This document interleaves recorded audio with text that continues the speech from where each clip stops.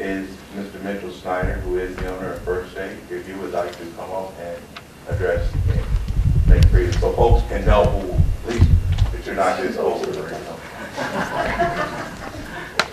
Thank you, Mr. Council President and members of City Council, those that came to speak about this issue. I appreciate it and respect the process with respect to both listening and speaking. So glad to be a part of it. I also will look forward, Mr. Council President, to the process as it unfolds, and I know that the rezoning application that we have submitted for 40.7 acres of the 62 acres that we've acquired pursuant to your ordinance section 763 will be followed, and we will look forward to the process of the referral to the Planning Commission, working with the Planning Commission, and ultimately back here in these chambers with all of you. So we do look forward to that process and the dialogue. I'd just like to take a couple of minutes. I appreciate your allowing me to make some brief remarks.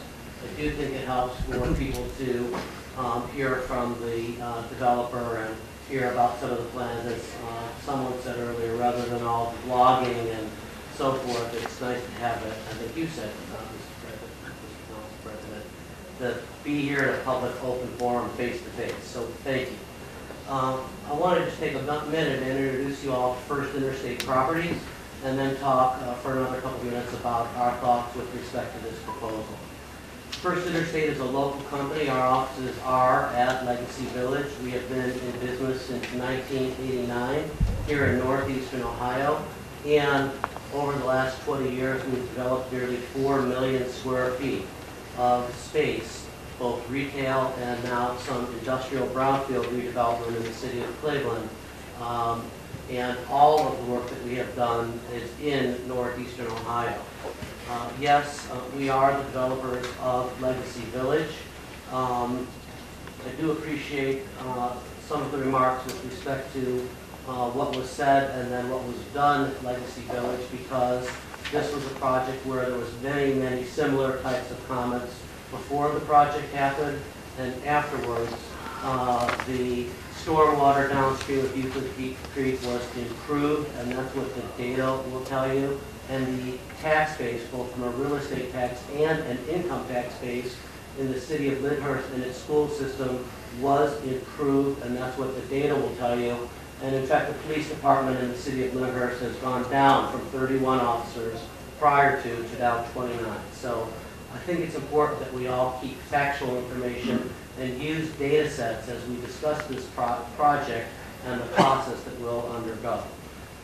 We also are the developer of Steelyard Commons in the city of Cleveland, the largest brownfield redevelopment commercial space that's taken place in the city, and we have a very good handle on what it takes to bring modern national retailers and the kinds of goods and services that most of the people that live in this area, I think, would like to have convenient access to, and that create a community asset. In that case, there was many comments about empty storefronts in the neighborhoods. What will it do to adjoining neighborhoods and empty storefronts that were on major streets and functionally obsolete? And I think that the data will demonstrate that what's happened in the surrounding neighborhoods is that they have been improved and not deteriorated because of the investment that that project represented in that neighborhood. There are others that we have developed. Our website shows them all.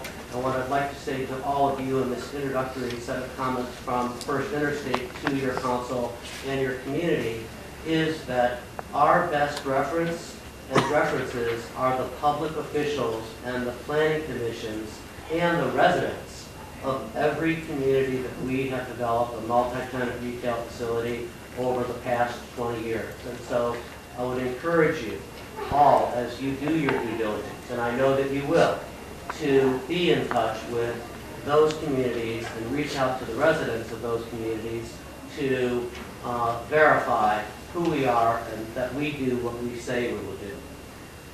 That's enough with respect to First Interstate. Let me just speak very briefly about this land and project in South Euclid. Our goal is that we, in looking at this property and in looking at the city of South Euclid, was to try and determine whether or not there might be a balanced approach. After all, it was no secret that the citizens from Oakwood had worked hard, for Oakwood Park had worked very hard to acquire this property and to preserve green space.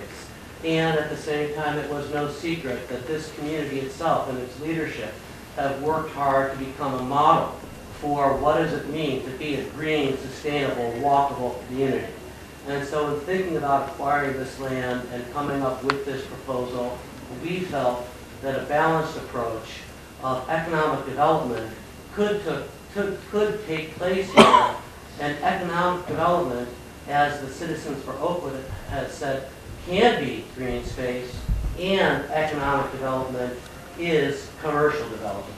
And we are hoping that the community can come to agree that a balanced approach that provides a total, well-balanced economic platform for continued economic development of the city of South Euclid, job creation, real estate tax base, jobs for the residents, preserved green space for the residents, and opening all 62 acres for both uses for the residents of this community, so that those that want the same value-oriented retail and restaurants that they are now driving to the suburbs to get can have it, so that this community can capture the economic benefit of the consumer dollars that are being spent by our residents, and so that this community can benefit from having close, convenient green space.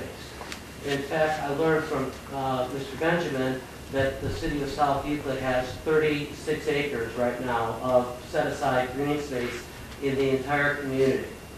We're proposing that of this 62 acres, 21 acres be set aside as green space, which I think adds a 60-some% of parkland based upon the current, or of green space based upon current green space available in this community.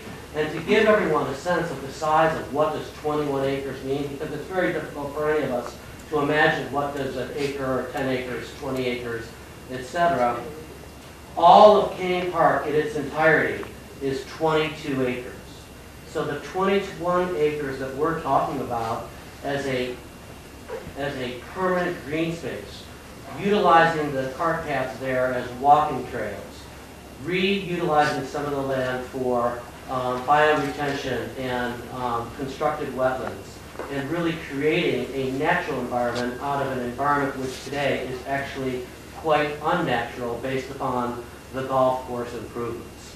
So the balanced approach is really what we sought when we thought through this proposal, and I would just like to take a couple more minutes and talk about each of these components.